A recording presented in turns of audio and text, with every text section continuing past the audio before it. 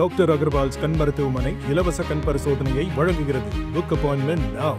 விஜய் குறித்த நாம் தமிழர் கட்சி ஒருங்கிணைப்பாளர் சீமானின் விமர்சனம் தவேக தொண்டர்களை ஆழமாக காயப்படுத்தி இருக்கிறது என்பது பாரபத்தி மாநாட்டில் எதிரொலித்தது. மாநாட்டுக்கு சென்றவர்கள் சீமானுக்கு எதிராக கோஷம் எழுப்பி கொந்தளித்த நிலையில் செத்துப்போன மிருகத்தை சிங்கம் தொட்டுக்கூட பார்க்காது என்ற விஜயின் பேச்சும் மறைமுகமாக சீமானுக்கே பதிலடியாகவே பார்க்கப்படுகிறது.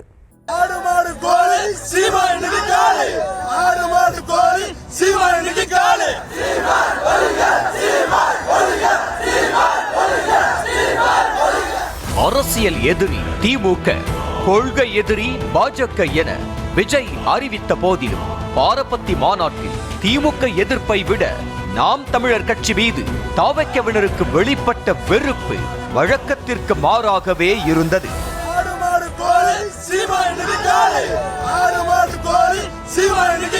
15 ஆண்டு கால அரசியல் இன்னையோட அஸ்தலம் ஆயிருச்சு. பச்சோந்தி சீமான் ஒழிக. ஆரம்பத்தில் இருந்து தம்பி தம்பி என விஜயை அழைத்து வந்த சீமான் முதல் மாநாடு நடந்து முடிந்ததும் கடுமையாக விமர்சித்து பேசினார்.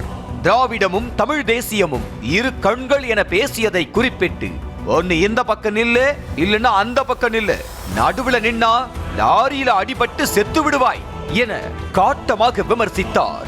சீமானின் விமர்சனத்தை எதிர்பார்க்காத தாவேக்கவினர் சீமானுக்கு எதிராக கடுமையாக எதிர்வினையாற்ற தொடங்கினர். பின்னர் சில நாட்கள் அமைதியான சீமான் மீண்டும் விஜய் எதிர்ப்பை கையில் எடுத்து எதிரி என முன்னிறுத்தினார்.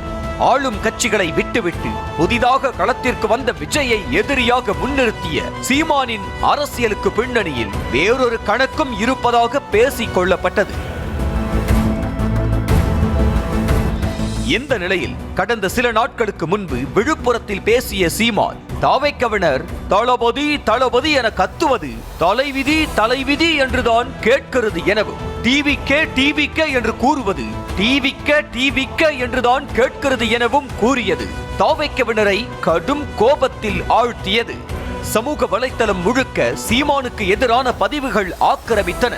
இந்த நிலையில் பாரபத்தி மாநாட்டுக்கு சென்ற தொண்டர்களும் சீமானுக்கு எதிராக கோஷங்களை எழுப்பினர்.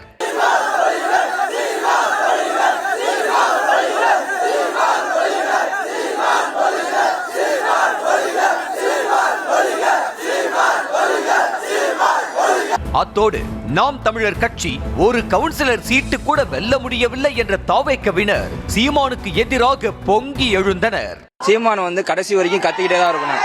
ஒரு தொகுதியில கூட ஜெயிக்காம, ஒரு கவுன்சிலர் வார்டு கவுன்சிலர் கூட சீமான் ஆக முடியாது. ஓகேங்களா? கத்திரம் என்னமே ஜெயிக்க முடியாது. தளபதி பொறுமையா இருக்காரு. 2026 வெற்றி நிச்சயம். இந்த நிலையில் விஜயின் பேச்சிலும் சீமானுக்கான பதில் இருப்பதாக கூறி வருகின்றனர் தாவேக்கவினர். ஆரம்பிக்கும் போதே காட்டில் இருக்கும் சிங்கத்துடன் தன்னை ஒப்பிட்டு பேசிய விஜய், எவ்வளவு பசி இருந்தாலும் செத்துப்போன மிருகங்களை சிங்கம் தொட்டு கூட பார்க்காது என பேசினார். விஜயின் இந்த பேச்சு சீமானுக்கான மறைமுக பதிலடிதான் என்கிறார்கள் தாவேக்கவினர்.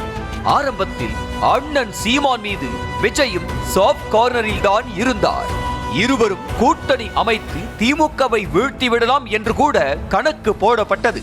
ஆனால் சில பல சந்திப்புகளுக்கு பிறகு இருவருக்கும் இடையே ஒத்து போகாமல் போன நிலையில் இதுவரைக்கும் எங்குமே சீமானின் பெயரை குறிப்பிட்டு விஜய் பேசியதே கிடையாது.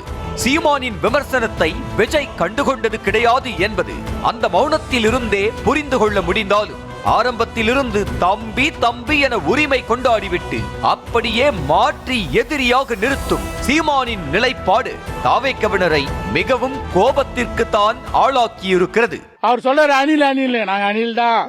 உன்ன மாரி ஆமா இல்ல, அங்க போயிட்டு பெட்டி வாங்கின்னு பேசுறது, இங்க பெட்டி வாங்கின்னு தளபதியை பேசுறதுனா எங்க தளபதி சொல்லல. எங்க தளபதி என்ன சொல்லி யாரையும் எதுவுமே பேசக்கூடாது சொல்லி, அதனால எல்லாம் கம்முன்னு இருக்கும்.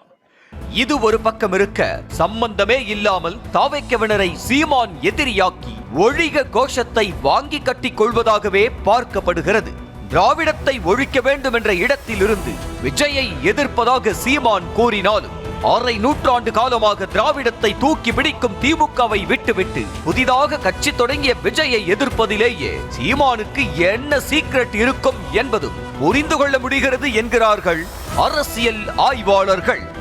டாக்டர் அகர்வால்ஸ் கண் மருத்துவமனை இலவச கண் பரிசோதனையை வழங்குகிறது. Book appointment now.